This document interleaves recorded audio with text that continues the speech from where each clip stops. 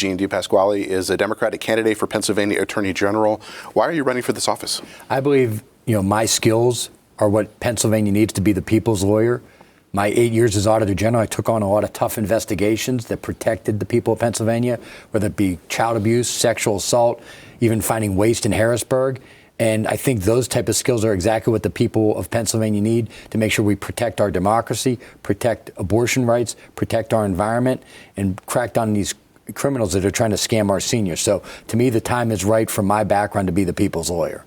Talk a little bit about the role of the Attorney General within Pennsylvania government and how you would seek to implement some of the ideas you were just talking about. Yeah, so the Office of the Attorney General is really probably the largest law firm in Pennsylvania, if you want to think about it in that sense. But you're the chief legal officer of the state, meaning you enforce all laws of the state. So it is running a very large operation, close to 1,000 people. The vast majority of them are lawyers, and you're enforcing the laws of the state. Let's talk a little bit about your background. Where did you grow up? Grew up in the city of Pittsburgh, so living there now, teaching at Pitt now, but grew up in Pittsburgh, went to college in Ohio, came back to Pittsburgh for graduate school, and then ended up in central Pennsylvania, raised a family, went to law school at Widener at night, and spent 3 terms in the state legislature and then 8 years as Auditor General. Well, let's break some of that down a little bit. What was it like growing up in Pittsburgh? To me, it was what I knew, and it was fun. I had great Little League experience, great, youth baseball experience, played, elementary football as well, ended up playing both baseball and football in college, was able to walk to school, walk to Little League games, and so it was really just a great experience. Sure, there's always ups and downs with anything, but a lot of the childhood was positive memories. Were you interested in politics as a kid? My grandfather was on Pittsburgh City Council, so I guess at that level there was a somewhat of an interest. But the idea of running for office, look, I wanted to either be one of two things: a Jedi Knight or a Major League Baseball player. Still working on the Jedi thing, but the Major League Baseball thing, I think I have to accept that's not going to happen. So after you graduated high school, did you go to college right after school? Yeah, so I went right to the College of Worcester in Ohio and graduated from there and played baseball and football there and loved every second. It was a small liberal arts school in north central Ohio and really was a great, it was a change of pace from Pittsburgh because you're really in small town America. Went from a very big high school to a much, almost the same size of a college, but it was a great experience. Loved every second of it. What did you study there? Political science and communications.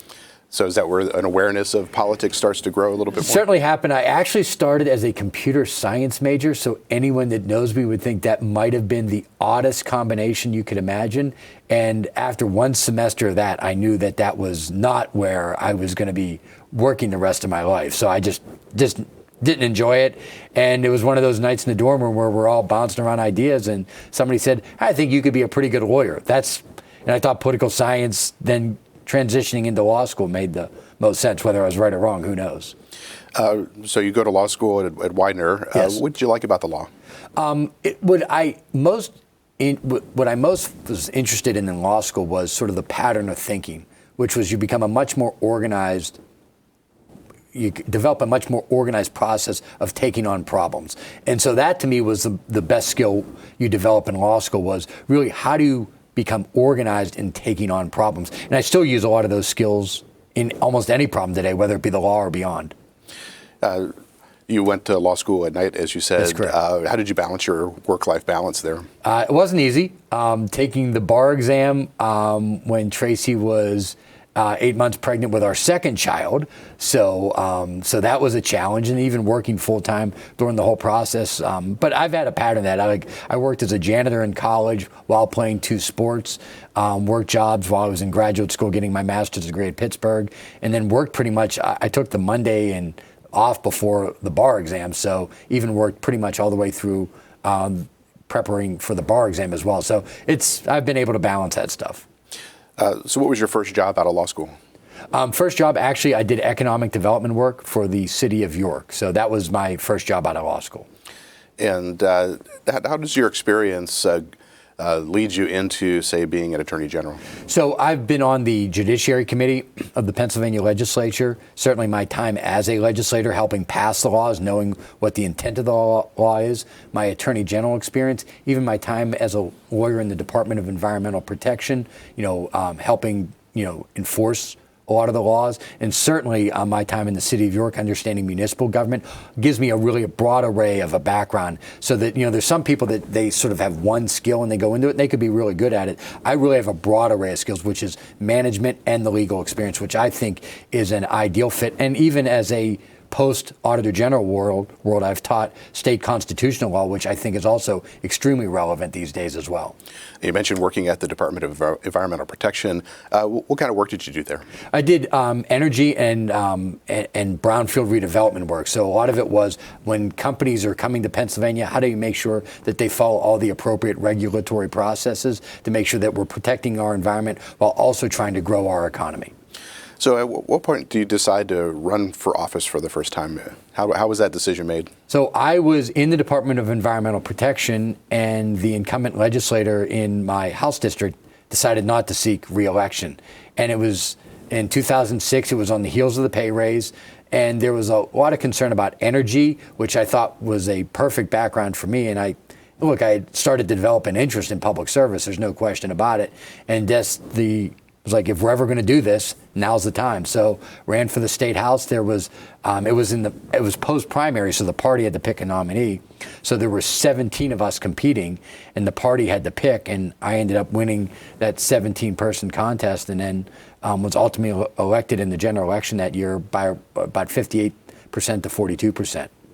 So when you look back now at your time in the State House, what do you think of that period? What do you think of as your great accomplishments? Well, I think the most important accomplishment was the Alternative Energy Investment Act. So it still, to this point, is the largest alternative energy bill in Pennsylvania to help make Pennsylvania a leader in wind energy, solar energy, and clean energy sources across the state. So I think that is, to me, the most important accomplishment I had.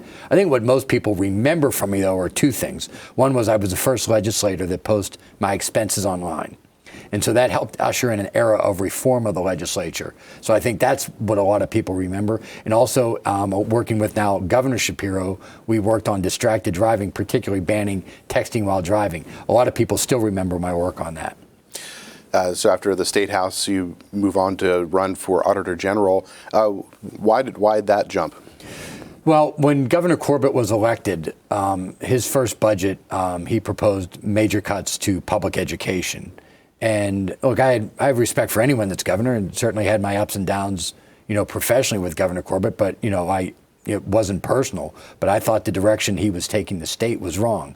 So I thought Auditor General was the perfect background for me, which was, I had this reform background, helping rewrite our state open records law, also putting my expenses online. I had the lowest expenses of any legislator in the state, but also this legal and policy experience. Because one of the things I campaigned on was, it wasn't just about making sure the money was spent legally, but also making sure it was spent effectively. And that's what I campaigned on, and the voters ultimately elected me on it.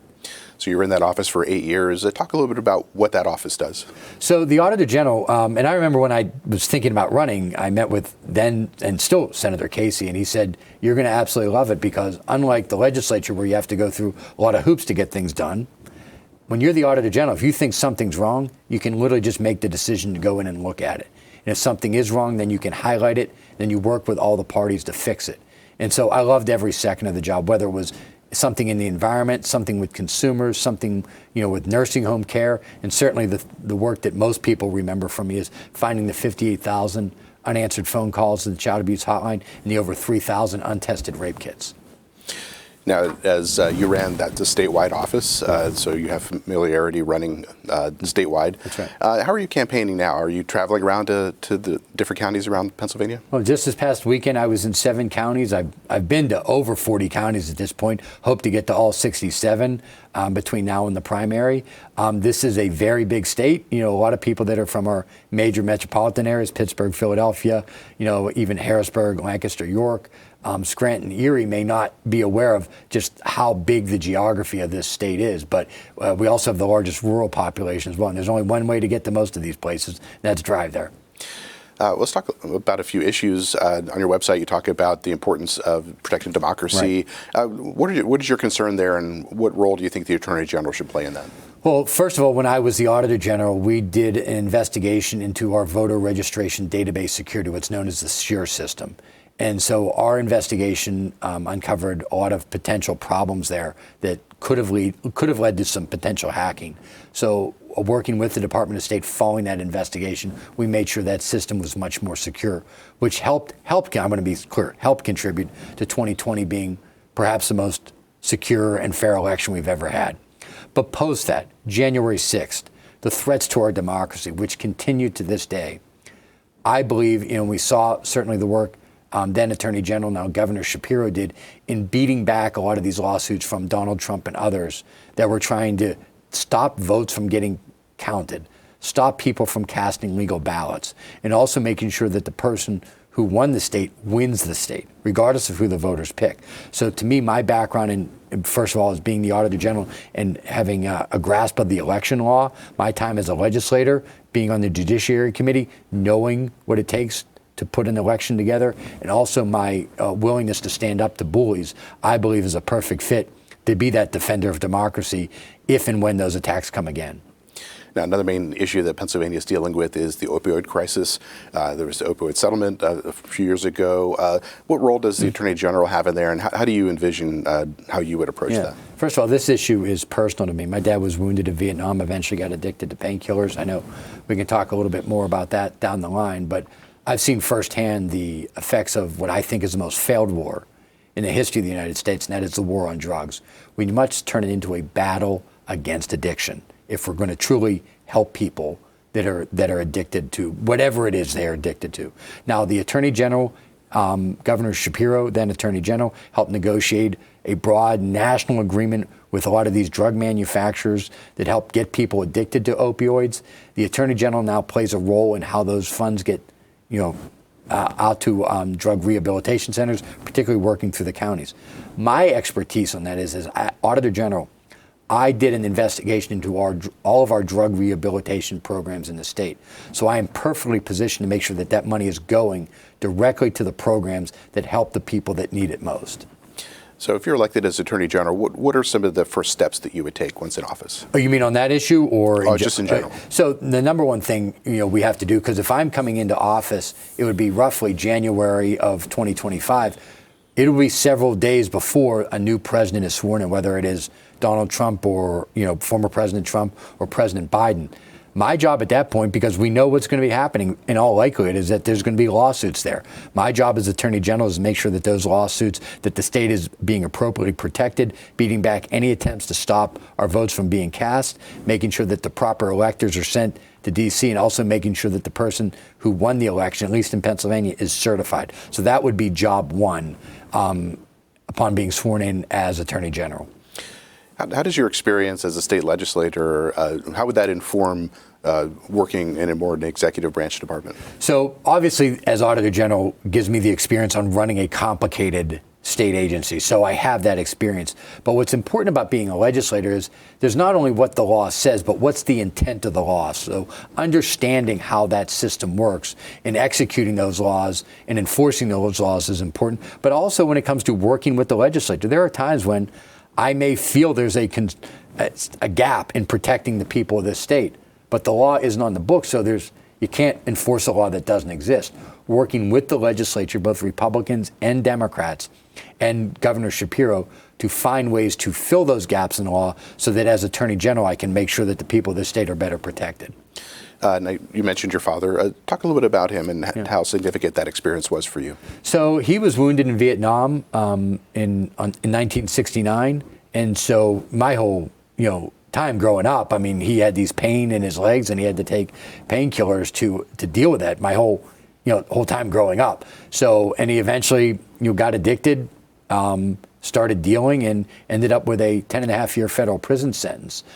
So that was obviously an important formulation, not only at my dad going to jail, but learning what happens to people. Sometimes you say until it happens to you. Visiting him in prison, people would be shocked at how many young families are going every weekend to visit a loved one in prison. The strollers that are going up there. And people make mistakes, so they have to pay their debt to society, but there still is a cost to families and communities beyond that. And so to me, especially when it's nonviolent, there's got to be a better way. Is there a role for the Attorney General in areas such as healthcare, education? You talk about some of those things on your website. Yeah. What do you think about how that position could implement some of those policies? Well, certainly when it comes to healthcare, we see some of the battles with UPMC and Highmark and some of these bigger healthcare entities trying to gobble more and more of that local and smaller health systems up. Some of that may continue, some of that may not. But my job as Attorney General would be to make sure that no one health system has a monopoly in any one area, that we want to make sure that there is competition. That's number one. Number two, we want to make sure that the consumers of any area, anyone that has health insurance, has access to those facilities. Well, we saw tragically play out in southwestern Pennsylvania before the latest consent decree between UPMC and Highmark, was that people who had an insurance with one of the other carriers wasn't able to enter into a healthcare facility, even if they needed that care. So we've got to make sure if you have insurance, you're able to get the care you need. As you're traveling around the state talking to voters, what kinds of concerns are you hearing from them? There's really the three main ones I hear over and over again. Now, granted, mostly this is Democrats I'm talking to because I'm running in a primary, and so we'll see if this is what the concerns are, broadly speaking, going into the general election. People are very concerned about our democracy. People are very concerned about abortion rights, and people are very concerned about the environment. Those are the three things I hear over and over and over again. What types of steps would you take to address some of those issues? So we talked a little bit about it before when it comes to democracy, but we have to make sure that any single lawsuit that is coming, trying to deny people that cast a vote legally from having that vote counted, and also, perhaps even more importantly, making sure the person that is the lawful winner, that decision of the voters is upheld. That's number one. And we know that there could be dozens of lawsuits based on that. We have to be prepared to deal with all that and actually be proactive, similar to what Governor Shapiro did when he was Attorney General. You have to basically prepare for whatever curveball might be thrown at you. When it comes to the environment, look, we already have a grand jury report dealing with what some of the Marcellus Shale drillers have done to our drinking water in the state. Also, as Auditor General, I investigated the Department of Environmental Protection and all the Marcellus Shale drillers. So that would make me perfectly positioned to make sure any of those recommendations are enforced, to make sure that our drinking water in Pennsylvania is protected. Also, you have to have the guts to take on these tough fights. Look at what Norfolk Southern did with that train derailment. Now, granted, that was in Ohio, but that also impacted the air and water quality of Pennsylvania. I've got to be prepared to work jointly with other state attorneys general to make sure that we are, in those type of instances, making sure our Pennsylvania voters and also citizens, even if you're not registered to vote, get the appropriate protection. And finally, when it comes to abortion rights, with Pennsylvania, it's legal. We need to make sure that no matter what attempts are taken, that is not overturned, and that we make sure that abortion rights are maintained in the state. That means defending the state's law. How significant an issue is gun violence, and what types of things would you like to implement if you were Attorney General? Certainly gun violence, particularly in some of our more urban areas, is a problem. But I want to start off with what I think is an understated part of gun violence in Pennsylvania. It is 2/3 of all deaths via firearm in this state are the result of suicide. That is basically an unreported tragedy every single day. That tells me we need to do much better on mental health in this state. That is whether it's at the school level, K through 12, college level, and certainly for people that are adults, and particularly our veterans. Every day, dozens of veterans across this country are committing suicide. So we've got to do better on mental health. That's number one. Number two, the Gun Safety Task Force that is putting funds into a lot of our counties. As the Attorney General, I need to make sure we are leading that effort, making sure that we are cracking down on gun violence, holding the people that committed that offense, but also going back and getting the dealer that may have sold that gun illegally, holding them accountable as well. Have you received any endorsements? I have the Central Pennsylvania Building Trades, which is a large Central Pennsylvania labor organization, has endorsed my candidacy. Also individual unions, the bricklayers, the operating engineers out in Pittsburgh, the transit workers out of Pittsburgh. I also am a steel worker as well, and different counties have endorsed my candidacy. Armstrong County Democratic Committee, I'm going to try to remember them all. Perry County Democratic Committee, Northumberland County Democratic Committee. I won the straw poll in Franklin County, straw poll in Potter County, and I was the lead vote getter in the Lancaster County Democratic Committee as well. How significant do you think endorsements are for voters? Look, at the end of the day, we're going to have roughly about 1 million people go vote. Some of them care about endorsements, some of them don't. You obviously want to get more of them because I do think it sends a signal to voters who don't, maybe pay attention to all of the nuance. It's like, oh, he's got those labor endorsements. Oh, that I can feel. If you're a pro-labor voter, that gives you, some level of comfort. Also, for some of the counties, I think particularly in those counties, again, it sends a signal. Oh, they know this person. They paid more attention to it, so I can trust that person. But at the end of the day, you still have to talk to everyone because not everyone follows those endorsements. Do you expect to participate in candidate forums over the next few weeks? We've had a bunch of them already. I know the State Teachers Union had a couple weeks ago a candidate forum. A lot of the counties have had them as well. And I do know that we're going to have at least one televised debate, maybe more, but at least one. I know it's scheduled for mid-March. Well, we have just a couple of minutes left. Use that time to tell voters why they should vote for you. So people saw my work as Auditor General, taking on tough investigations. My investigation found 58,000 unanswered phone calls at the child abuse hotline. My investigation found over 3,000 untested rape kits. So protecting children, protecting victims of sexual assault, that's something that I've already done for the people of Pennsylvania. But I also have a personal story. I talked about my dad's addiction issue, knowing both sides of the criminal justice system, seeing both sides of the war on drugs and knowing how to turn it into a battle against addiction. Also to brother Anthony, who had muscular dystrophy. Because of that, we never had health insurance. So when he passed away from muscular dystrophy, the bills kept coming even after the funeral. My dad had to come to that funeral in shackles. So I know struggle, and I know the economic struggles that people of Pennsylvania are facing. So I want to take both those backgrounds, my personal background and my professional background, to be an attorney general for all Pennsylvanians with my record of protecting Pennsylvanians. And I also have a record of winning. I've run statewide twice before, and I've won twice, including once when Trump was on the ballot. So I'm going to take all of that to become the people's lawyer of this state, to make sure we're protecting abortion rights, protecting our democracy, and protecting our environment. Well, we've been speaking with Eugene DePasquale. He's a Democratic candidate for Pennsylvania Attorney General. Thank you for joining me. Phil, thanks for having me.